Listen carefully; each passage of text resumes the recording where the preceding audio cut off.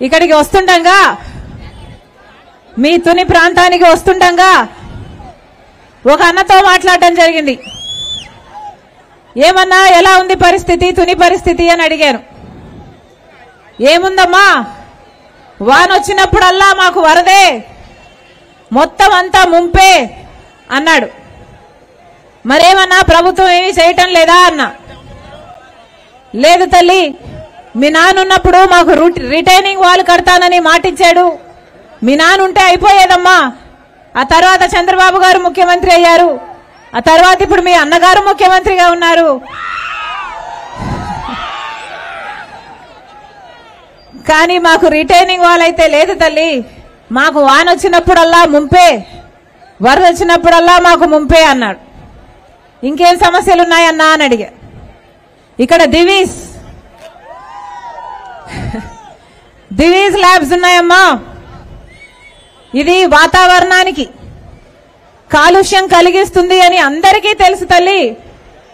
అయినా కూడా యథేచ్ఛగా వాళ్ళ కంపెనీ వ్యాపారాలు వాళ్ళకు సాగుతున్నాయి అన్నాడు. జగన్మోహన్ రెడ్డి గారు ప్రతిపక్ష నాయకుడిగా ఉండగా ఇక్కడికి వచ్చి ఈ దివీస్ ఇక్కడ ఉండడానికి వీల్లేదు, దీనివల్ల మత్స్యకారులకు కూడా చాలా నష్టం వస్తుంది, చేపలు చచ్చిపోతున్నాయి, వాళ్ళ వ్యాపారం కూడా దెబ్బతింటుంది, ఇది ఇక్కడ ఉండడానికి వీల్లేదు. నేను అధికారం లేకొచ్చినాక, జగనన్న గారు చెప్పిన మాట, నేను అధికారం లేకొచ్చినాక, నేను ముఖ్యమంత్రి అయినాక ఈ దివీస్ ని బంగాళాఖాతంలో కలుపుతాను అన్నాడట. ముఖ్యమంత్రి అయ్యాడమ్మా జగన్మోహన్ రెడ్డి గారు. కానీ ఈయన కూడా అనుమతులు ఇచ్చారు. వాళ్ళు యథేచ్ఛగా కట్టేసుకున్నారు. యథేచ్ఛగా కలుషితం అలాగే సాగుతుంది అన్నాడు. మరేమన్నా మీ ఎమ్మెల్యే ఏం చేస్తున్నాడు అని అడిగా. మా ఎమ్మెల్యే గురించి ఎందుకులే తల్లి అన్నాడు. లేదు లేదన్నా చెప్పు అన్నా. చెప్పు అంటే ఆయన ఏమన్నాడు,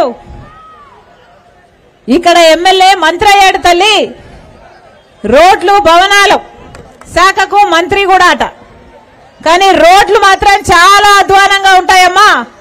ఈ రోడ్ల గురించి మాట్లాడకపోతేనే మంచిది, ఈ ఎమ్మెల్యే గురించి మాట్లాడకపోతేనే మంచిది అన్నాడు. లేదన్నా నాకు తెలియాలి కదా, నేను ప్రజలతో మమేకం అవ్వాలి కదా, నాకు సమస్యలు తెలియాలి కదా, మీరు చెప్పండి అన్న. మా ఎమ్మెల్యే, ఆయన చెప్పడం నా మాట కాదు, మా ఎమ్మెల్యే అన్ని దందాలు చేస్తాడు తల్లి. ఇసుక దందా అయితే యథేచ్ఛగా చేస్తాడు.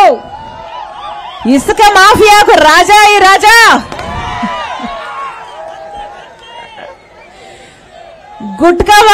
గుట్కా వ్యాపారం చేస్తాడు. లిక్కర్ కూడా బయట నుంచి తెచ్చి రెట్టింపు ధరకు అమ్ముతాడు. ఈయన చేయని వ్యాపారమే లేదు. పేకాటైనా మందైనా ఏదైనా అమ్మా. ఈయన పేరేంటి? ఈయన పేరు దాడిశెట్టి రాజా కాదు, ఈయన పేరు అనుభవించు రాజా అన్నాడు.